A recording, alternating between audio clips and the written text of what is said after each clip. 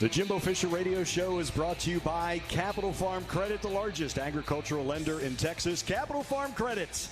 Together we're better, and together here on the Jimbo Fisher Radio Show. It's another season. We kick off 2023 with the head coach of the Fighting Texas Aggies, Jimbo Fisher. Howdy, Coach. Howdy. How we doing? It is wonderful to be alongside you once again, and here we go. We are just days away from the kickoff. It's time. It's that time. It feels good. I mean, it's been a really good camp, long, hot camp, but, and I know this sounds crazy, and it was one of the great indicators. One of the things I'm so happy about, heat never bothered us, never affected camp. Practiced every day right in the middle of it, had great practices, intense practices.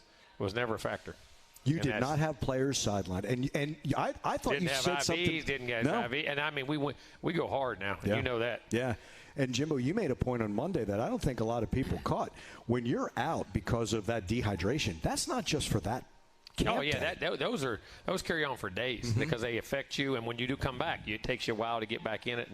And part of the number one ability you have as a player is availability. It has nothing about you're either available or you're not. And guys can either – say guys are always hurt. That's a tough rate. It is, but sometimes you don't condition your body. You don't take care of your body. You don't hydrate your body. And some bodies can take it. And that's part of selecting the right players, and that's a big part of it. You got to take care of the, pre-practice treatments, post-practice treatments, all the things that allow you to function and hydrate, do all those things. And they did that, and we had not one guy miss because of it. No, it was a competitive camp, Jimbo, wasn't it? Oh, it's very competitive and very physical. It was competitive from offense to defense and from defense to defense and offense to offense within the position battles. I mean, if you didn't want to play, it's all right. Somebody got your job. I mean, and that's when you start to produce and it becomes a lot better. I have to say this because this is how I feel. I thought you had the right guys come back, Jimbo. You had the right guys in Anais and Damani and Max Wright and Layden Robinson and McKinley Jackson. And I apologize if I'm missing anyone, but those right guys help set the tone throughout, not just their position group. Isaiah Rakes comes back. Jimbo, these are leaders, aren't they? They're leaders, and isn't it amazing when you start to get fourth and fifth year players? It's amazing like it used to be, and the maturity and how they coach and how they play and how they do things and how they affect the other people. Because sometimes you can be a great player when you're young, but leading is a learned behavior too. You have natural skills. Some guys have natural skills to lead, but natural skills to communicate your leadership. You know what I mean? There's a difference between being a leader by example and being able to affect other guys by talking to them and getting when to get on them, when not to get on them, when to go to dinner with them, when to put their arm around them, when to kick them in the butt, when not to kick them in the butt. And I think older guys sense that. And our guys have done a really good job articulating the leadership to the younger guys, and they've accepted it very well. That was, I thought, something you said Monday that really struck me. It's one thing to give it. If the younger players don't accept it, then the message is never received. Exactly right. And I don't mean this, and I guess my age is showing. These generations now get harder and harder and harder to convince that they're wrong because they're being told they're right all the time. You know what I'm saying? They're always right and all, and it's a different way coming up. That's fine. But you're not. Right. Put your feelings in your pocket. I mean, when you're a young guy, put your feelings in your pocket and do what you got to do. And when the boss gets on you or a leader gets on you or somebody gets on you, and what your job is, make them not get on you. But those guys really accepted it. They did our young guys did it. They didn't come in with egos and attitudes, and there's a lot of really good players in those young players, man. And that's the next step. If your right leaders and veterans came back, you used the transfer portal and brought in the right guys, and you recruited those right guys. I'm going to tell you what, some of our transfer portal guys affected our rooms as much as the guys on our team in a good way, from their attitudes and demeanor and work ethic and getting – the portal was very good for us. It really was. I can wholeheartedly say that the guys we got, they're making a difference not only with their abilities, but their infectious desire to compete. There's something you can have all the ability in the world and you can play, but man, some guys just love to play ball, and it's infectious. They love to work out. They love to go to, and they're always projecting positive energy. People you always want to be around. And I'm gonna tell you what, the portal was really good for us in a lot of ways that way. I mean, it really was. I know that sounds crazy, but how they even affected the guys here, and because some of these guys, listen, you got everything in the world here. Yeah. Some of these guys didn't come from that. These guys, man, hey, better get your head out of your rear end because This is a pretty good place, man. This ain't bad. It's fun to be here, and then sometimes it takes that to wake you up. And they were experienced guys. Oh, experienced. Who had success where they were. They were, and productive, and they're being productive here. Yeah. That portal will help us, and you'll see a lot of guys will contribute and play for us. We will talk more with the head coach of the Fighting Texas Aggies, Jimbo Fisher, the Aggies and the New Mexico Lobos, 6 o'clock at Kyle Field on Saturday. We'll preview that a little later on in our hour. When we come back, in our hour, this is what I do all summer. I find Chuck Noll stories. We're going to get to this and your questions much more with Jimbo Fisher. We return. It's the Jimbo Fisher Radio Show presented by Capital Farm Credit, and this is Aggie Football from Learfield. Howdy, Ags. Andrew Monaco here, inviting you all to visit Costa Vida Fresh Mexican Grill. Baja-style Mexican, made from scratch daily. Serving breakfast tacos, lunch, and dinner. Aggie-owned and operated by our friend Holly. That's in South College Station. Holly and the Costa Vida crew, they were handing out tacos during ticket pull earlier this week. That was on Monday. And in case y'all hadn't heard, 93,000 season tickets have been sold and 39,000 student tickets have been sold. So it's going to be not just hot. It's going to be full. It's going to be loud. A lot of yelling on Saturday.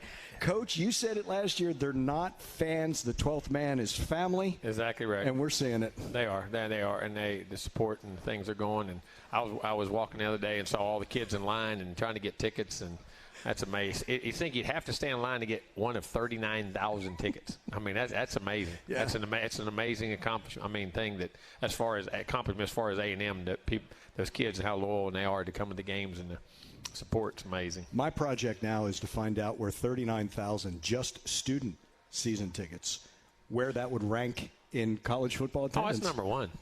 No, not students, like overall, like attendance. Oh, yeah. Well, yeah. You know I mean? We, like have more students. We have more students than most 000. people have in their whole stadium. A lot of people have in their whole stadium. That's exactly right. And they stand and they're and that's the thing. That's the 12th man. And that's just like, we reading back through it. And I read when we picked our 12th man the other day, Sam Matthews, who will be awesome at that, very well deserving. And but I was reading to the players and reminding them what the 12th man stood for and all the history of it and all that. I mean, it puts goosebumps on you. Yeah, it really does. Yeah. I mean, for the support of it and what it is and our fans and no, it's unbelievable. We talked in your office earlier today, and I used the word humbling. Sam was humbled by this, was he not? Well, because he knows the magnitude. The great history and tradition, and Sam is a selfless person. It's not about Sam, and that's one of the reasons he's a 12th man.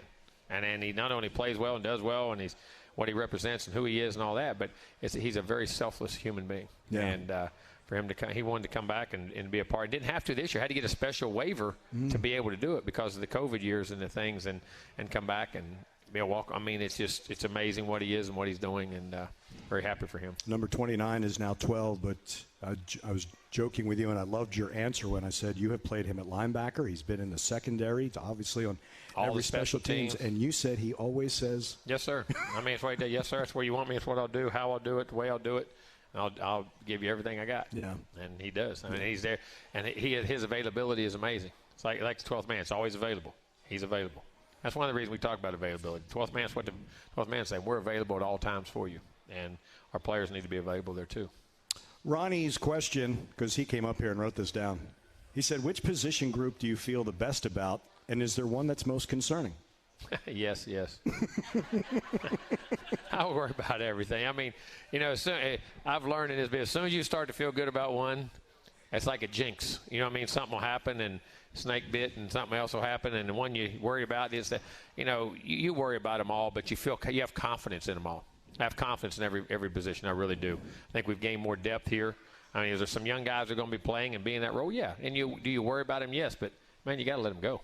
That's why you recruit them. That's why they're here. They'll learn. And hopefully they'll learn to do the right things and play at the right levels. But I'm not disappointed in any, and I'm not, as I say, overly confident because I know how quick that can happen. But I'm very confident in their abilities to be there and the numbers we have and the depth we have. You had a number of young players last year. It was a baptism by fire. But I feel they were forged by that fire and are really going to respond. What our weaknesses were a year ago can turn into our strengths now because you had older guys who played, got injured. Now they're coming back. So you had depth and quality. You had other guys, They're talented, but they got forced to play.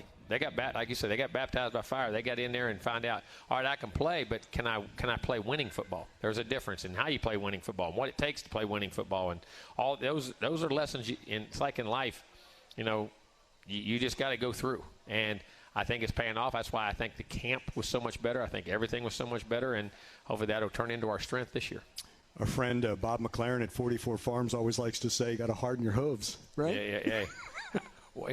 We had Andre Ward talk to our team, and at one time was the pound for pound.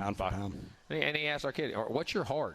And what he means is, everybody says they're hard. Everybody has. What is your hard? What are you willing to? What are you willing to prioritize? What are you really willing to do? What are you really willing to go after, and find out if that's what you're really about? I mean, there's hard and there's hard. You know what I'm saying? He said, nobody's ever going to outwork me. Nobody's going to ever prepare me in the things he went through and how he went through his trials and tribulations. And he said, and if you train hard and I train hard, I just find out where them chips fall. I just find out where them chips fall. If you beat me, I'll tip your hat. But you're going to find out what my heart is, and I'm going to find out what your heart is. You know what I'm saying? And that's what this game gets down to at the end of the day. It's about putting your will upon somebody. And you better be ready. And you don't win because you want to. You win because you prepare to. And I always say that, and you practice to. And you got to think that way, play that way, practice that way. Live that way so you can play that way.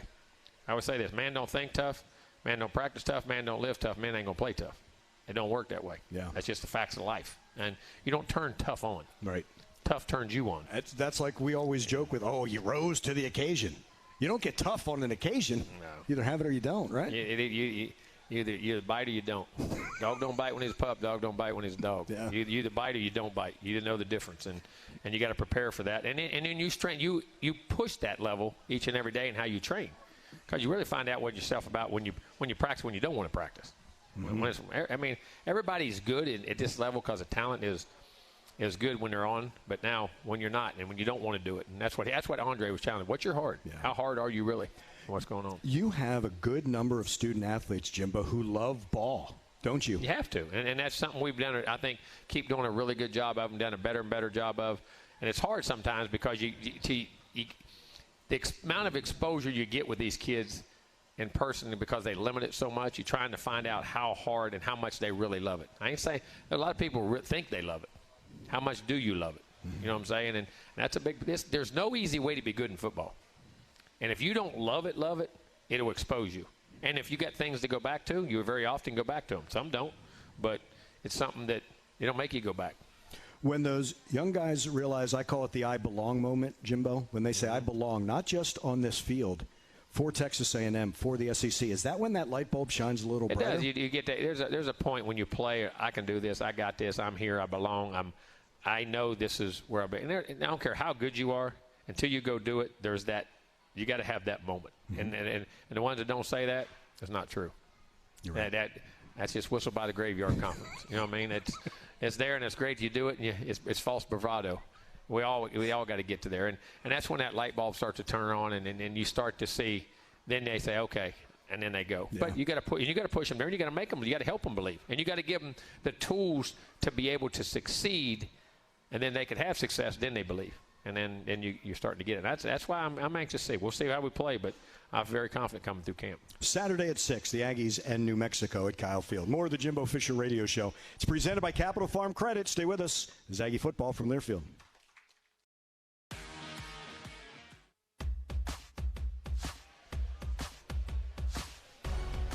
Barker's Heating and Cooling is proud to be the official heating and cooling provider for Texas A&M Athletics, earning your seal of approval since 1974. A lot has changed since then, but our pride in Aggie football and our commitment to providing great service remains as strong as ever. Barker's says, "Gig 'em, Aggies." The Jimbo Fisher Radio Show is presented by Capital Farm Credit. We are at Rudy's, 504 Harvey Road here in College Station, with Jimbo Fisher, head coach of the Fighting Texas Aggies. Wonderful to see everyone. It is. Wonderful to hear the applause, by the way. It is. As you came in. And I want to say one special thing. There's two folks that are missing tonight, Choya and Vicky Walling, who aren't with us here tonight, but I know they're listening, and just wanted to reach out and say we miss you. We really miss you and wish you everything well, and looking forward to seeing you again one day, and hope everything gets better and better. But love y'all and hate that you're not here. Not the same when we don't see them, right? Not back here all the time. Exactly right. But I got to thank everyone who is here. Thank you very much. This is our first of the 12, and that's more than just coincidence that we do all season long with Jimbo Fisher. I'm Andrew Monaco. Wesley wants to know a bunch of questions. He said we'll start the season with some easy ones. How's your son doing? Doing well. They're playing. He's kicking, doing well. Trey is doing well in college. They have their first game this week, and then Ethan's doing well. And actually, they all get the practice canceled because they had the hurricane went through there today. So luckily, in that part where they live wasn't too. I mean, it had a lot of rain and some downed trees and stuff, but everybody was okay, so they got through that and doing well. We talked a little bit in your office about that. You talked about it. It went through Old Florida, and if you've ever been in that part, it's really a neat historical part really of the state of Florida. Along that coast, it's like to forget, down below Tallahassee, we'll call it. It goes over toward Panama City, but then back toward Crescent City and through Perry, Florida, and all those little towns right through there. It's a really, really neat place. And that's the first time they've ever had one hit in there because it goes up in that little cove, that little part of Florida, and get up in there. And the surges was pretty tough in there. Yeah. Our prayers and thoughts are with all those people over there. You, unfortunately, knew that too well while you were at Florida State, weren't you? Oh, yeah. It's like every year we had a hurricane. My last year there, we had 2 right in a row. We didn't play for 3 weeks. We went to open up, and then we opened, and we had a 3-week layoff, and that became a pretty regular occurrence through that state and where it was, and we always seemed to get. There was a bunch of them coming. The ones that hit Panama City and the ones that hit that. I mean, all that whole area through there, and a couple of them got hammered. They were Category 5s when they come through. I mean, they were devastating. I like the point that you made that it's really hard for a student athlete then to concentrate on football as much as he would like to, but it's family. It's like our kids. We're trying to get them distracted. Okay, let's go back and get prepared, but my family's down here. Yeah. My family's missing. These families are missing. My cousins, I got people, and I mean it's not like when those bad ones hit now. It's not like you lose a little thing. You lose everything. Yeah. And it affects you now. It affects you big time. Well, Wesley also wants to know, were you able to take any trips during the quote-unquote off season? No, I didn't do too much this summer. I mean, actually, we're just home in West Virginia a little bit of time and working and being around the farm and doing some of those things, and that was predominantly it this summer.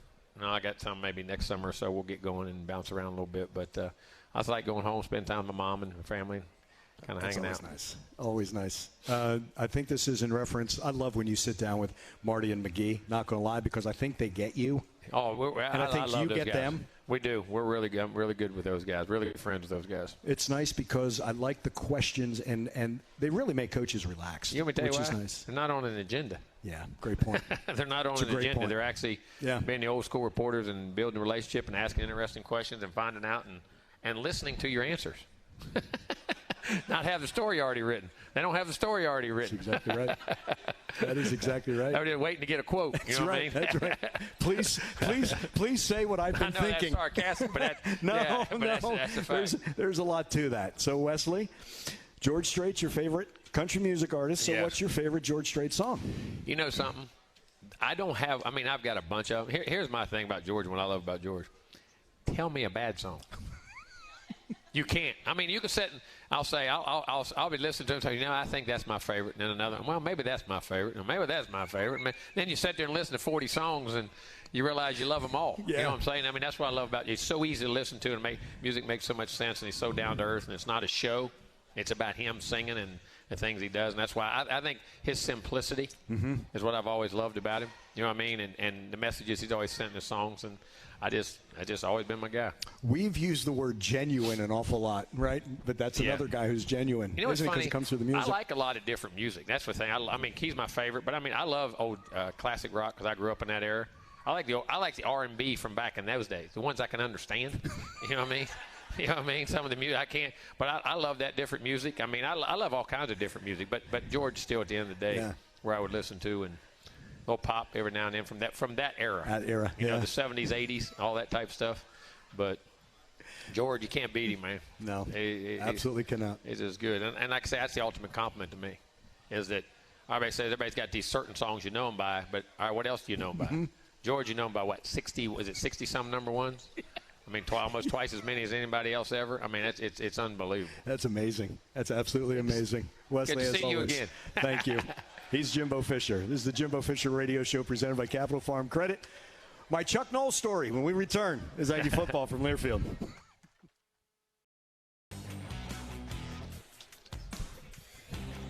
Texas Farm Bureau Insurance wants to provide a trip for 12 to the Ole Miss game. That's on November 4th. To register for the 12th fan trip, visit 12thman.com/Texas 12th fan. Texas Farm Bureau Insurance is a proud corporate partner of Texas A&M Athletics. Continuing with the Jimbo Fisher Radio Show, presented by Capital Farm Credit, we are at Rudy's. One thing that jumped out, this man next to me, very kind, invites me to kickoff camp every year, and I enjoy the heck out of that weekend. Just a blast. Sitting in with Elijah Robinson and some of the D-line, we heard from McKinley Jackson and we heard from DJ Hicks and that, but Elijah said something. He said, we are going to play 8 seconds of hell every snap on defense. It used to be 6. There's a reason it's 8. The 8 will be for 88, Terry Price, and I think that is a wonderful, wonderful, That's all we always statement. said, 8 seconds of hell, yep. We miss Terry, and, I miss that big voice grumbling out there on that field and hearing him in practice, but he'll always be with us, and he'll always be an Aggie, and we want to dedicate a lot of things to him this season, and we want to have a great year for him, and our thoughts and prayers with him, his family, and his boys, his wife. Jimbo, it wasn't just the players he coached in his position.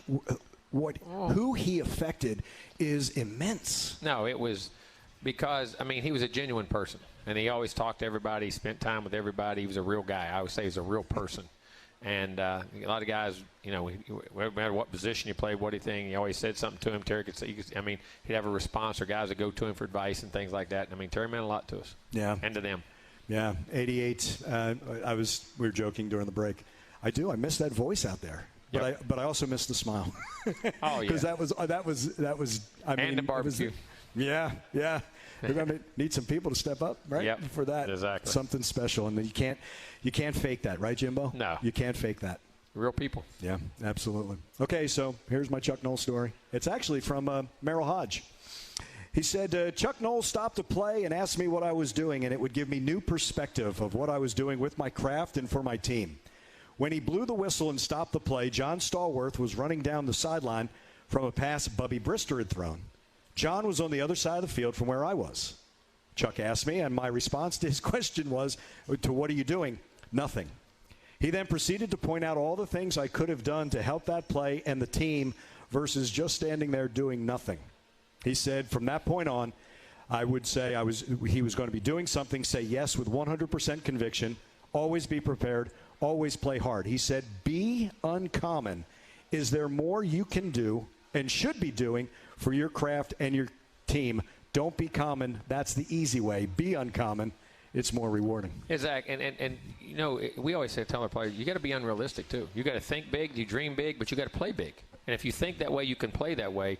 And there's always something you can be. If you're not doing anything, you're not devoted to the cause. You're not all the way in. There's always something you can be doing.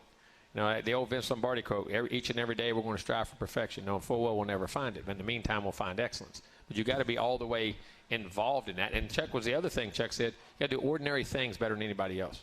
At the end of the day, that's what football games get down to. Ordinary things. When I'm ordinary, you got alignment right. Assignments are right. Your techniques are right. Your toughness, and how you go about your business, and how the angles you step with your hands, your eye discipline, no eye violations, all those things. We think football is this spectacular thing. It's not. It's an accumulation of ordinary things together that make a result. And the result is always great when the ordinary things of everybody doing their job is perfect. And then the big plays, all that comes from the ordinary things. Not just, occasionally there's those magnificent things, but most big plays, most big moments in a game come from doing ordinary things. That's what Chuck was about. And Chuck, they used to be, guys would rah, and he'd say, shut up. That wears off in the first 3 minutes. That all wears off.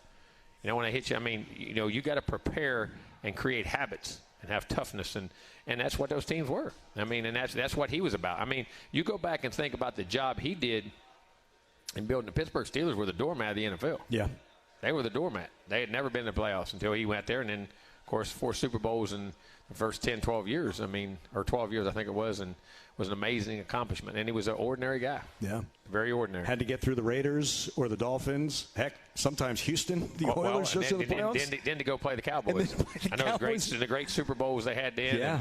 Minnesota, they played Minnesota, and they played the Rams and won too.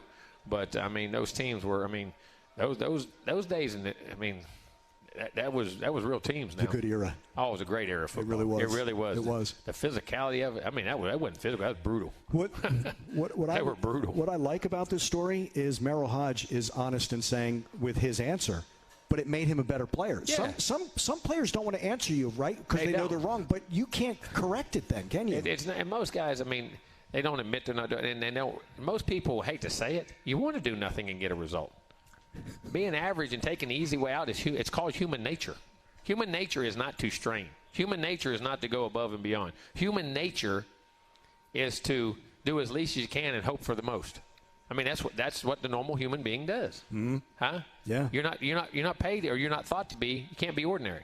You can't think that way. You can't be that way to do extraordinary things. That's what you're required to do on a daily basis. And demand them from yourself, expect them from yourself, and prepare for them. Then the pressure's not there. Right. Pressure is a privilege. Yeah. Yeah. You're exactly right. Pressure is a privilege. It means what you do matters.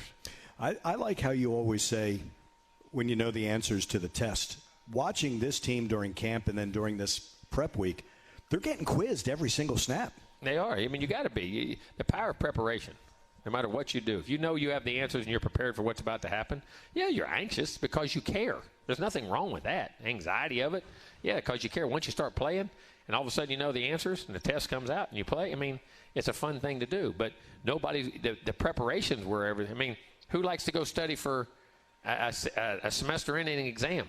Especially the ones like the old school days. Now they do them, well, it's just another test. Back in our day, the whole semester was on the daggone thing. You had to go back and read and do and keep. And these guys now, they think they smart. I don't know if they're smarter. It's easier. I know that. I mean, but that's hard. Yeah. I mean, you got to know that. And it's hard to put the work in. That's why I say football is hard to be good at, because it's such a demanding sport in the mentality, the energy, and the physicality. Absolutely. And that's what makes it, it's why everybody loves to watch it. That's exactly right. That's the other thing, right? It separates you. It certainly does. That's a great word, Jimbo, the separator. It's one thing when you're good and you're very good, that's awesome. It's quite an accomplishment. When you're great, it's something different. It's amazing the same organizations always win. I mean, coincidence. And the same players and the same types of guys. I mean, but also, everybody, you take players like LeBron James did, like Michael Jordan. People forget, everybody talk about LeBron James, Cleveland. Chicago was terrible, too. Yeah. Chicago was awful until Michael Jordan went there and made them a city of champions. You know what I'm saying? I mean, That's when they start. I mean, and what they did in basketball. I mean, one guy can change it, too. And it starts with that one word. Michael always says, and I say it's the most powerful word in our English language, hope. Started with hope. Hope is it. If you got hope, you can go. You've said in the past, hope can be in the form of a scholarship. Hope can be in the form with that change family the world or the with it. neighborhood. If I got hope for me to do what I need to do, and everything you got. Jimbo Fisher. This is the Jimbo Fisher Radio Show. It's presented by Capital Farm Credit. We'll turn our attention to the opponent on Saturday, New Mexico. When we return, is Aggie football from Learfield.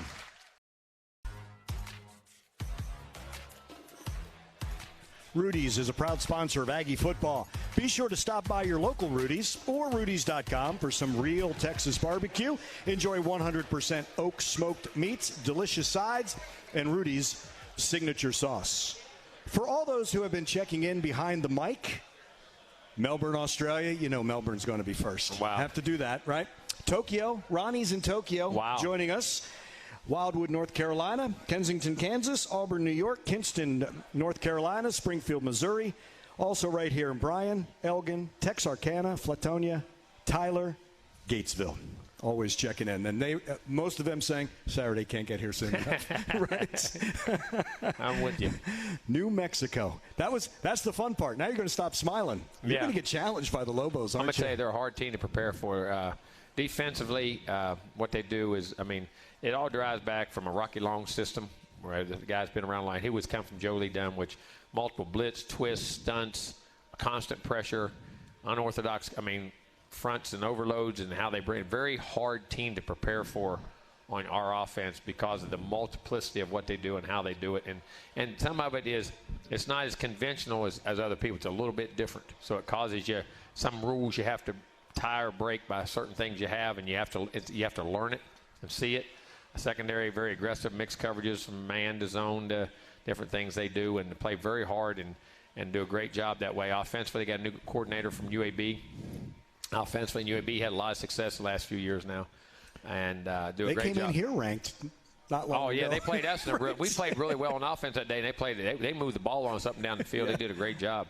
and very can run the football, very physical. And they were, Coach Gonzalez, he thought his offensive line is the best offensive line he's had. He was bragging about them in camp.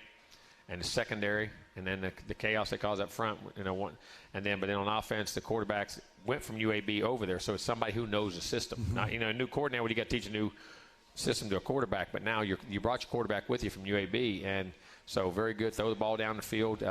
Good mix-up punt team, punter, 43 yards of punt. Do a great job on those teams, and the kickoff return guys in the top 10 in the country, average over 26 yards, and has broke some big long ones. So, and special teams, they can hurt you. We're going to have to play a very good game.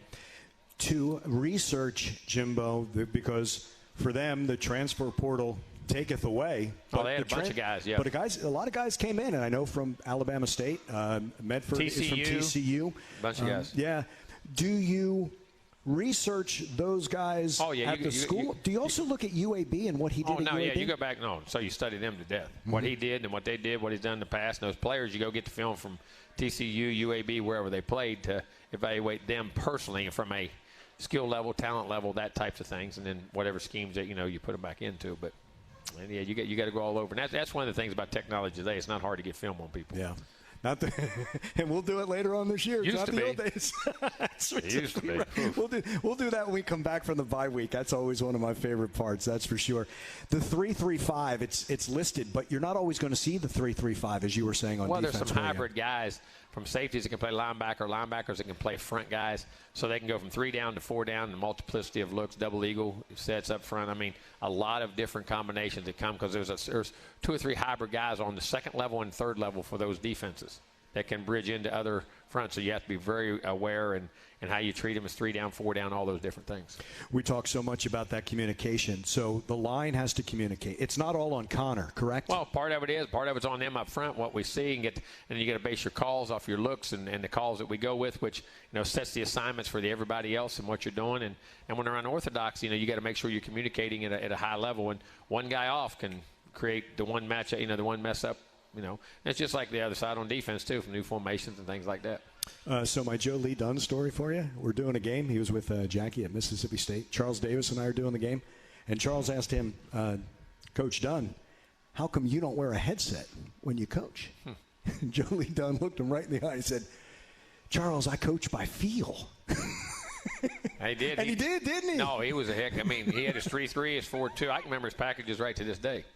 And sometimes there'd be 8 guys up. Sometimes he'd stand 9 guys up. They'd stand 9 guys up at the ball and be walking around and doing different things. And that causes chaos. I mean, you can get it, but it can get you. As I say, you can get the bear can get you. Either one. I mean, it can happen both ways. And it's just different in the communications it takes. And Joe Lee had it down, knew what he wanted to do, and he was heck to go against. You got to recognize it early, don't you? You do. You got to get your recognition, get your calls, and then if it changes, make your communications up and down the line or to the secondary or even to the receivers. Yeah. Jimbo Fisher. This is the Jimbo Fisher Radio Show presented by Capital Farm Credit. One more segment to go as we get closer to the Aggies in New Mexico on Saturday at 6 at Kyle Field. Stay with us. This is Aggie football from Learfield.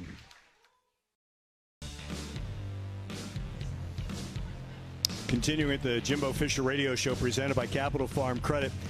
It's going to be hot Saturday. So in order to beat the heat, some reminders for you that hydrate the night before. Coach was talking about hydrating all through camp. Fans may bring 1 clear, unopened plastic water bottle up to 1 gallon in size. There's going to be water available for purchase inside 20-ounce and 1-liter sizes, but there's also going to be Water Monsters free refill stations located throughout Kyle Field. A whole bunch of sections, 122, 126, 132, 233, 235, 241, 334, 401, and 408. And don't forget, there are the 4 public cool zones. So we want you to be out there and do not want you to have to leave early. I told some folks I spoke to last week, you need to practice going outside and sitting for about 2 hours in the sun during the game to get used to it so you can make it through. You can build your tolerance up. Yeah. I was joking, but I wasn't joking. No, going to be a little of that. But again, I'm so proud of these players, Jimbo. Like you said off the bat, you got a chance to use the We got hydrated and we worked in it in the summer. We worked in the middle of the summer, in the middle of the day when all that heat was. I may be a little old school. I believe a lot of our problem with those things today, we're not acclimated. We don't go outside anymore. Kids sit inside and play video games all day long and do things. we didn't want to be around that. I mean, you left in the morning. You were outside all day long, and I truly believe that's a part of it. Yeah. I'm not saying you can't have to get hydrated to do the proper things, but when you're out there and you get used to it, you know what I'm saying?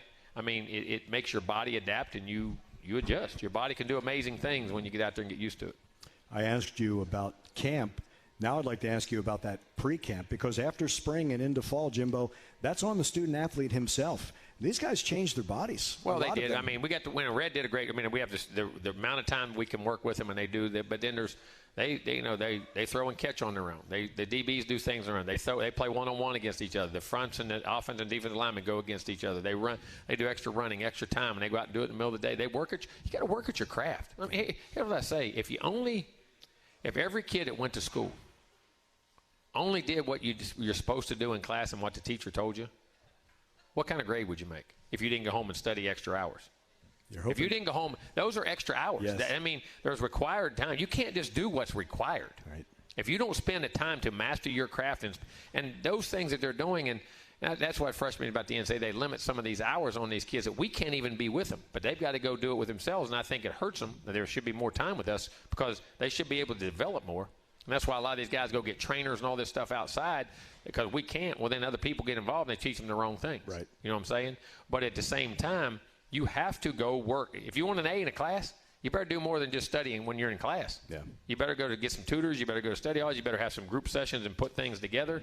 And you got to go study. Same way with ball. What we worked hard to work out and run and lift, okay.